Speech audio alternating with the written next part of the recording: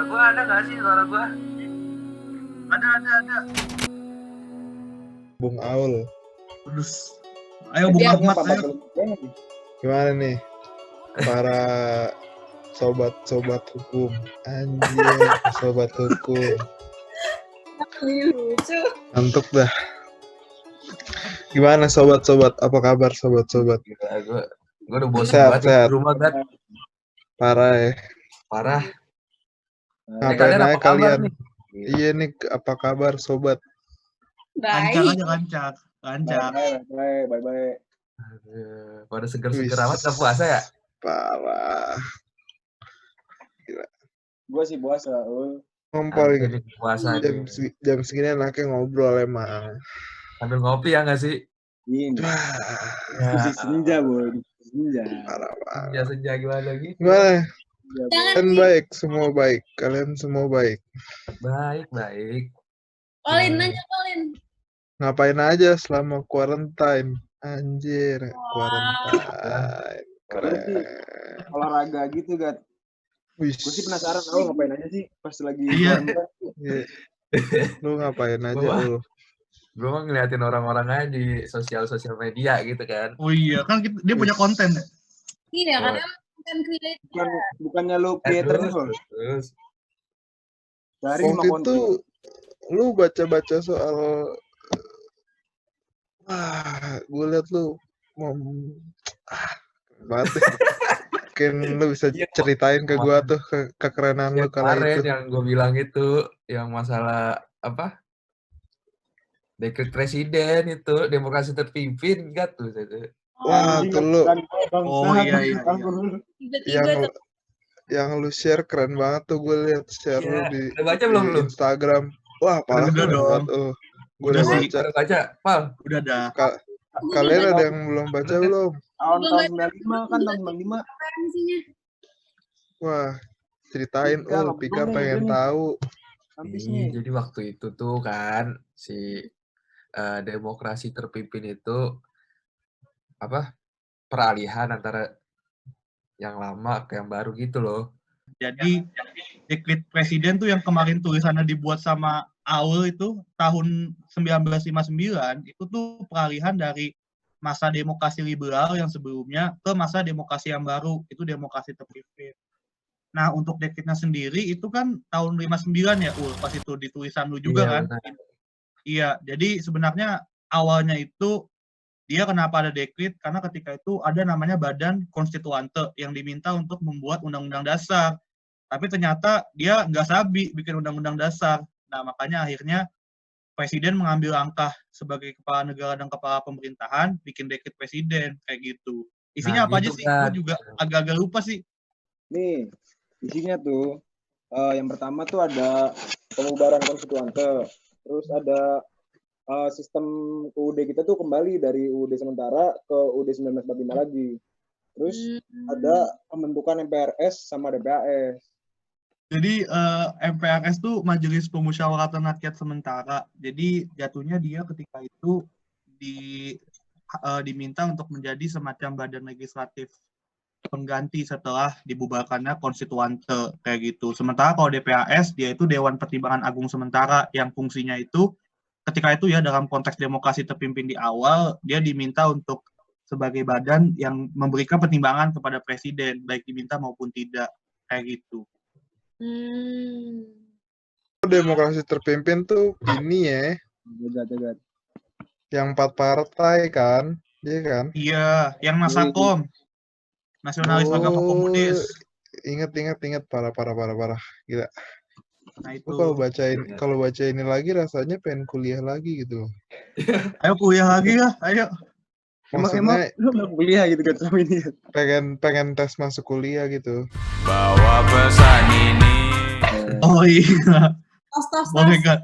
Boleh Gat. Gini loh, Ul. Apa tuh, Gat? Demokrasi terpimpin, bro. Jadi Gimana tuh? menurut kalau lu inget kan Pak Soekarno, dia tuh merasa bahwa kalau sistem demokrasi liberal yang kita jalanin sebelumnya tuh hasil impor luar negeri. Jadi Pak Soekarno pengen memecahkan masalah ini nih. dengan nilai-nilai murni bangsa. Nah, dia mikir kan, aduh pakai apa nih ya biar nilai murni. Dibentuklah demokrasi terpimpin. Pada tahun 57, tanggal 9 April, Pak Soekarno melantik kabinet berkaki 4 atau kabinet karya. Ingat ya, tanggal 9 April tahun 1957. Jadi dari 4 kabinet itu, isinya adalah PNI, Partai Nasional Indonesia, Masyumi, Masyarakat Suro, Nahdlatul Ulama, dan Partai Komunis Indonesia. Itu.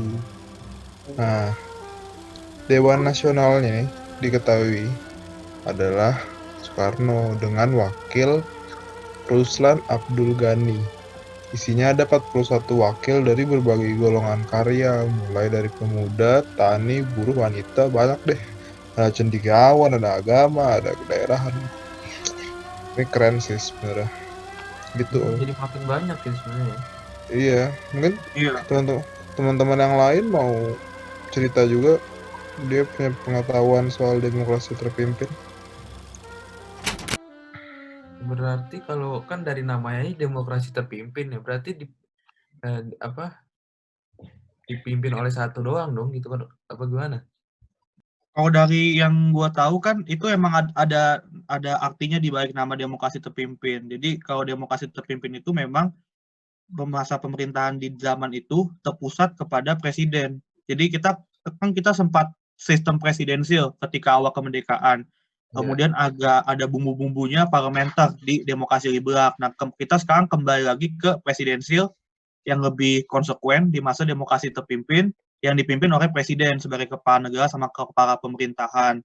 Jadi sebenarnya di balik nama itu ada niat baik untuk kita mengembalikan sistem presidensial secara murni dan konsekuen. Tapi dalam praktiknya sampai berakhirnya masa ini justru demokrasi terpimpin itu malah dimanfaatkan oleh Presiden Soekarno ketika itu untuk melaksanakan banyak kebijakan-kebijakan yang di luar kewenangannya juga seperti itu. Banyak yang inkonstitusional dan juga banyak yang mengatakan beliau otoriter ketika itu.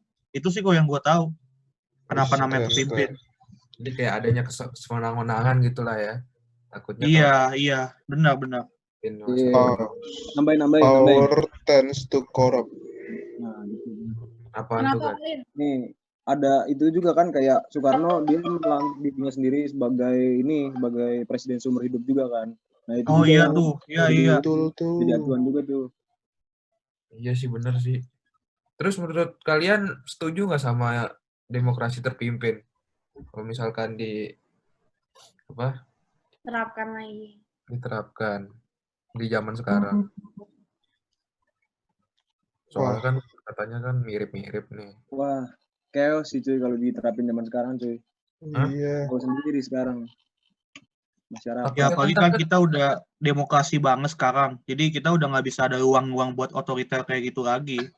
Bener Ul, menurut gua kalau ada satu orang dikasih terlalu banyak kekuasaan, nanti bakal timbul tuh power tends to corrupt gitu menurut gua. Keren. Cocok tuh jadi status tuh ntar tuh. Iya. Buat Sobat tambahan hukum. tulisan lo nggak sih, Ul? Iya. Buat itu biar nggak sih bos. Bagus.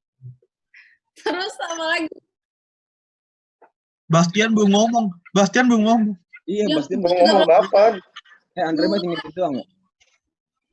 Apaan lagi di sini? Kapan? Udah abis ini gini aja nih, abis ini Andre nanya gitu kayak, nah kita kan terus lagi belajar HTN nih, kayaknya ini ada kaitannya sama HTN, apa sih kaitannya gitu kan? Tadi kan kita ngebahas sejarah tuh, sekarang coba Iya kaitannya nih udah ada nih. Ayo, 6 menit lagi. Yuk.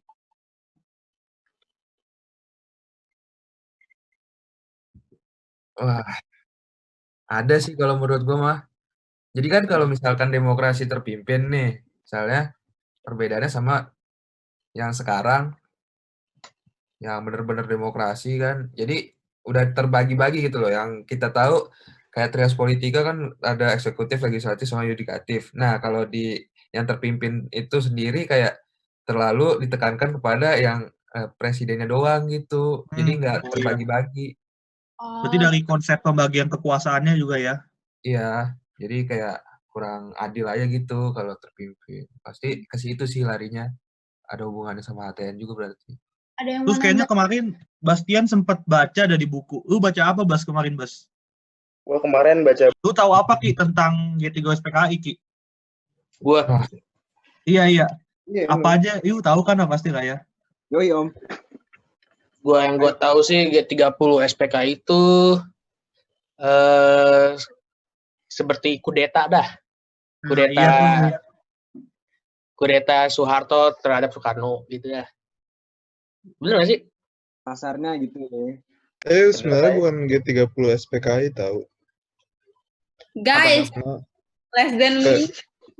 sebenarnya G30S doang, gara-gara kan emang belum terbukti siapa pelakunya. Bukan PKI gitu. iya sih, tapi kan Bener juga sih. Tapi yang Gimana bikin- kalau kita bahasnya lanjut nanti deh. Udah mau buka soalnya, iya nggak sih? iya. Ini udah buka ya? Iya, kayak Iya nih kayaknya nih. Bener Ya, selamat juga. buka teman-teman. Selamat berbuka teman-temanku. Ada Jadi kayak yang tadi kita udah omongin, sebenarnya banyak banget keterkaitannya antara HTN sama zaman-zaman apa tadi demokrasi terpimpin tadi kan. Jadi mulai dari lembaga-lembaganya juga, terus kabinet-kabinetnya juga, siapa yang berkuasa, kewenangan-kewenangannya juga. Nah, daripada pusing-pusing lagi, mendingan kita tonton aja video yang lebih lengkap lagi. Nah, itu aja. Sabi. Abi. Jangan lupa Like. Komen. Subscribe. dan share. Video ini Teman-teman kalian.